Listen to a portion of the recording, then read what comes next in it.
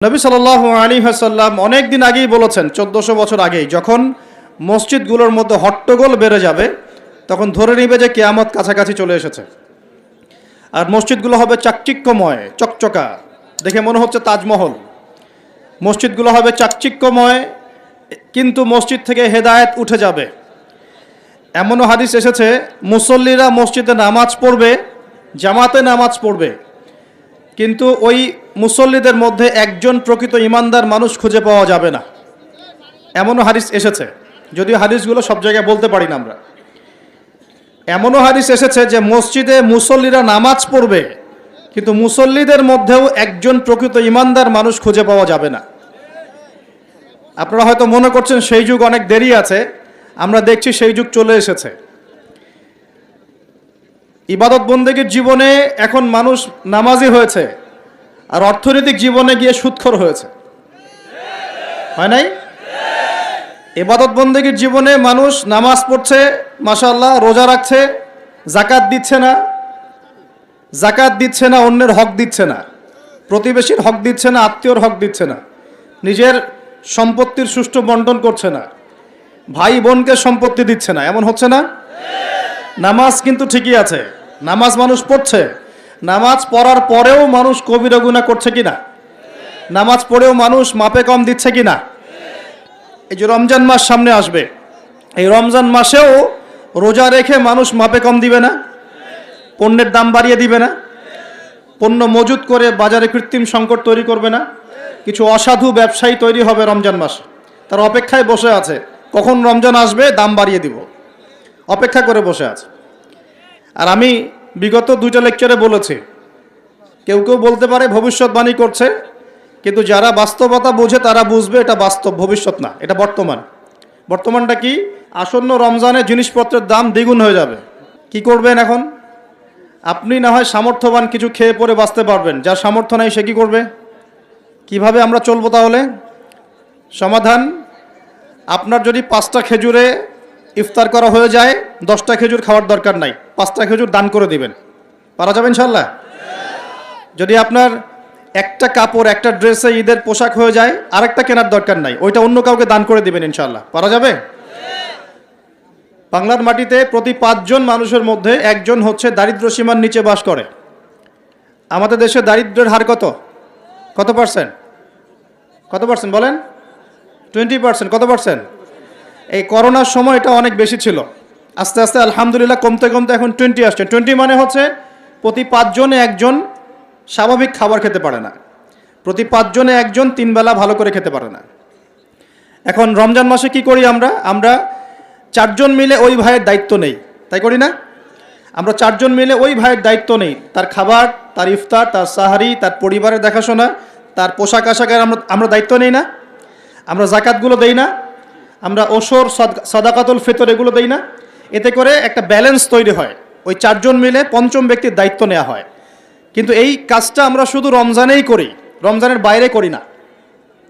এখন যদি 5 জনের মধ্যে 4 জন মানুষ খায়, একজন যদি 4 জনের মতো না খেতে পারে, তাহলে ঘটনা এমন দাঁড়াচ্ছে যে মনে করেন আমাদের পুরো দেশে মানুষ আছে, মনে করেন কথার কথা বলছি 20 কোটি। কত কোটি? ধরে নেন যে 20 কোটি মানুষ আছে, তাহলে আপনার 15 কোটি মানুষ দারিদ্র সীমার উপরে আছে, 5 কোটি নিচে আছে। 5 কোটি সংখ্যাটা কি কম না বেশি?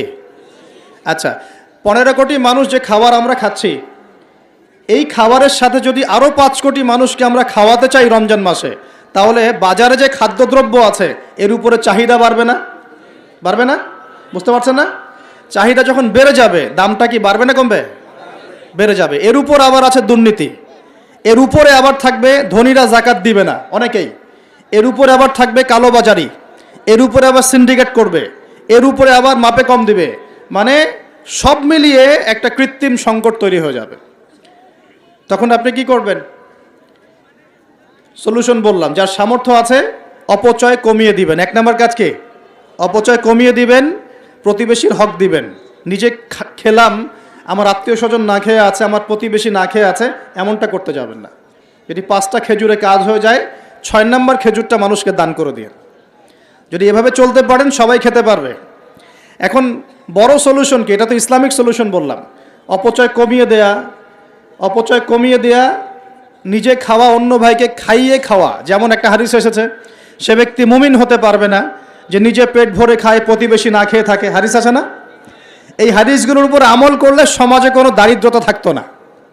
আমরা এগুলো বলি ঠিকই, কিন্তু এগুলোর উপর আমল করতে পারি না। আমরা নিজে পেট ভরে খেলে আমরা চাই কি পরের দিনও যেন আমার খাবার রিজার্ভ থাকে, ওইটা আমি চেষ্টা করি।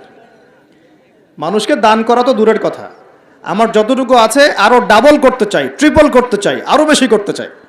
এতে করে সমাজে কী হয়েছে জানেন? সমাজে এক শ্রেণীর মানুষ দিন দিন ধনী হয়েছে, আর এক শ্রেণীর মানুষ দিন দিন গরিব হয়েছে। মধ্যবিত্তের সংখ্যা কিন্তু খুব কম এখন, কারণ ধনীরা দিন দিন ধনী হচ্ছে, গরিবরা দিন দিন গরিব হচ্ছে। মাঝখানে আমরা কিছু মানুষ পড়ে আছি, না কারো কাছে হাত পাততে পারি, না কারো কাছে মনের কথা বলতে পারি। মধ্যবিত্তরা এমন না যে মান সম্মানের খাতিরে কাউকে কিছু বলতেও পারে না, কারো কাছে হাতও পাততে পারে না। আর দরিদ্র মানুষরা না হয় চেয়ে খেতে পারে, তাই না? তো একটু বোঝেন, আলোচনা অনেক গভীরে যাবে।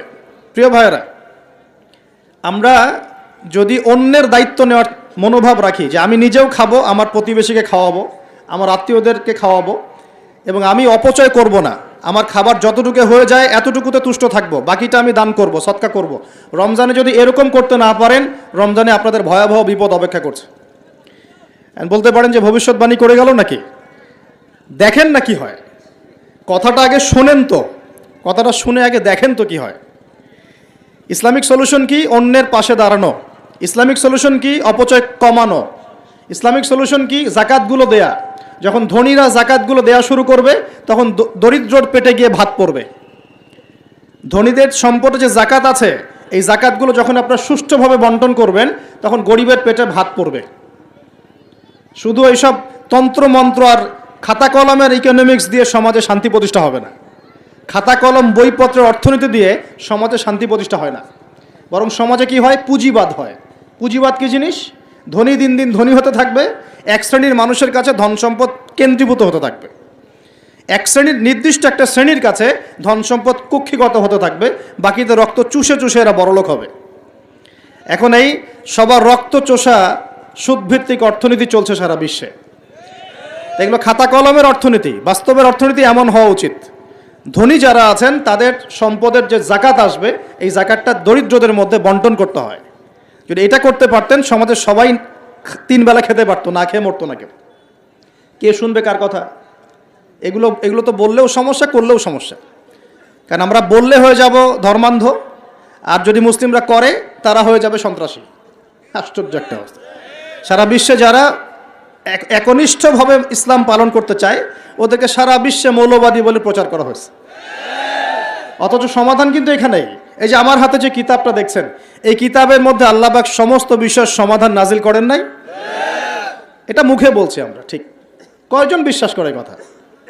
কয়জন সত্যি মন থেকে বিশ্বাস করে যে আল কোরআনুল কারীমে সত্যি সত্যি আল্লাহ পাক সমস্ত বিষয়ের সমাধান নাজিল করেছে? আজকে জুমার দিনে সূরা কাহফ পড়তে হয়, তাই না? এই সূরা কাহফের 54 নম্বর আয়াতে, কত নম্বর?